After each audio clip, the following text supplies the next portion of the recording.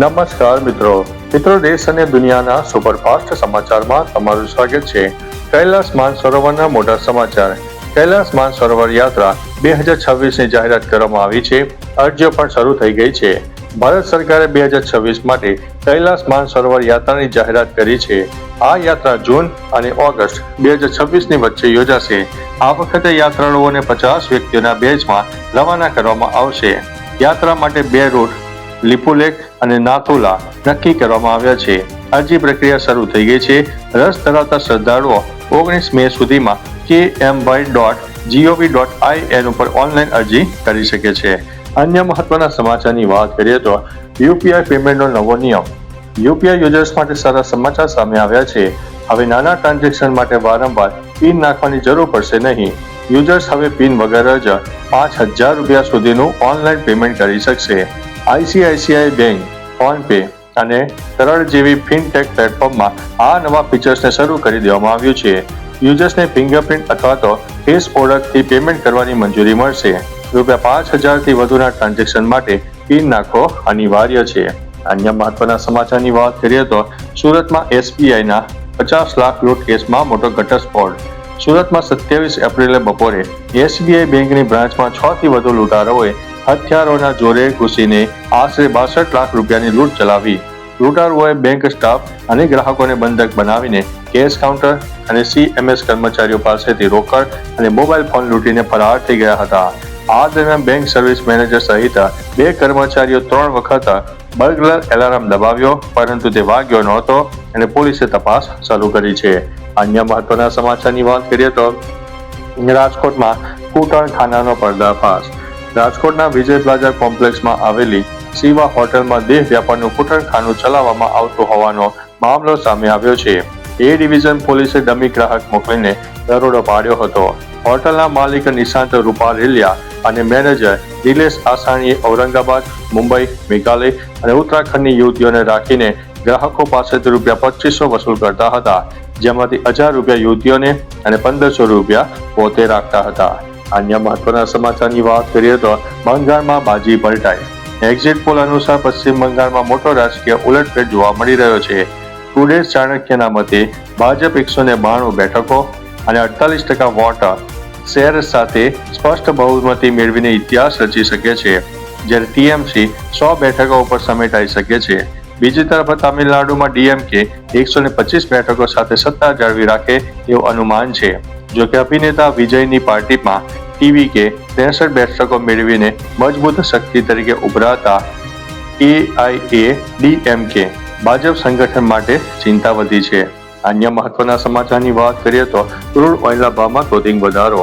America, Israel અને Iran વચ્ચેના સંઘર્ષના કારણે હોર્મુઝ સ્ટ્રેટ બંધ થતા વિશ્વના 20% ક્રૂડ સપ્લાયને અસર પહોંચી છે।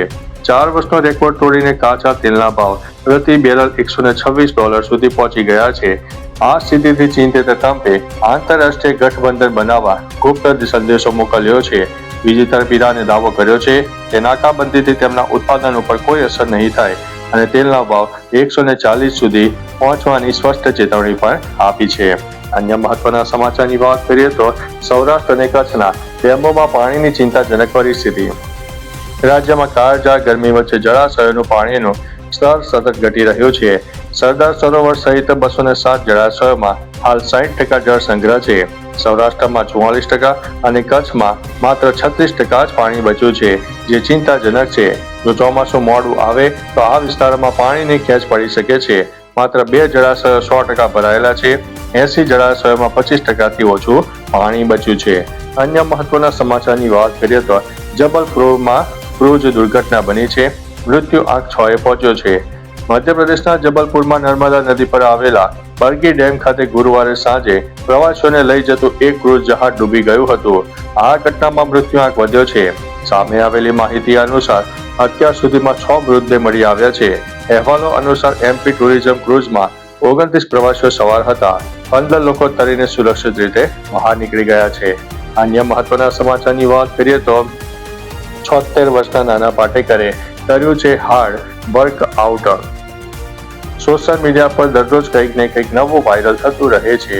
તાજેતરમાં 76 વર્ષીય દિગ્ગજ અભિનેતા નાના પાટેકરનો એક વિડીયો વાયરલ થયો, જેમાં તે વર્કઆઉટ કરતા જોવા મળી રહ્યા છે. જોકે નવાઈની વાત એ છે કે 76 વર્ષની ઉંમરે પણ આવું વર્કઆઉટ.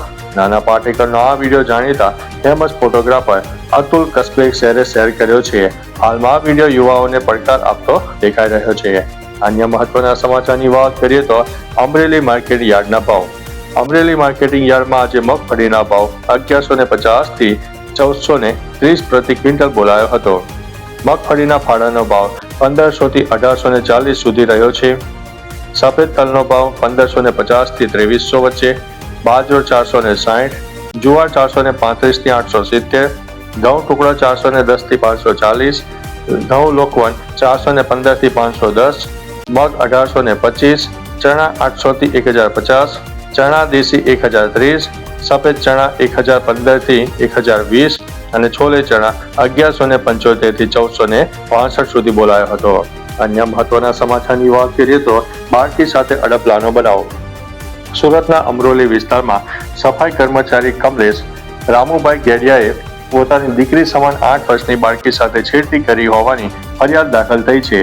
પત્ની અને બાળકો વતન મધ્યપ્રદેશ ગયા હોવાથી કમલેશ ઘરે એકલો રહેતો હતો. રાત્રે પાણી પીવા આવેલી બાળકીને તેણે ચાલ પાણી આપું કહીને બેડરૂમમાં લઈ જઈને દરવાજો બંધ કરી દીધો. પોલીસે આરોપી વિરુદ્ધ પોક્સો એક્ટ હેઠળ ગુનો નોંધીને તપાસ હાથ ધરી છે. અન્ય મહત્વના સમાચારની વાત કરીએ તો 3 યુવતીઓને 6 વર્ષની લડત બાદ સરકારી નોકરી મળશે. ગુજરાત સરકારના 1 ઓગસ્ટ 2018ના વિવાદિત પરિપત્રને કારણે નોકરીથી વંચિત રહેલી અનામત વર્ગની 3 યુવતીઓને 6 વર્ષ બાદ હાઈકોર્ટે ન્યાય આપ્યો છે. સેનેટરી ઇન્સ્પેક્ટરની લાયકાત અને વધુ ગુણ ધરાવતી હોવા છતાં અંકિતા પરમાર, રમીલા વાઘેલા અને સુધા વરણને ઓપન મેરિટમાં સ્થાન અપાયું નહોતું.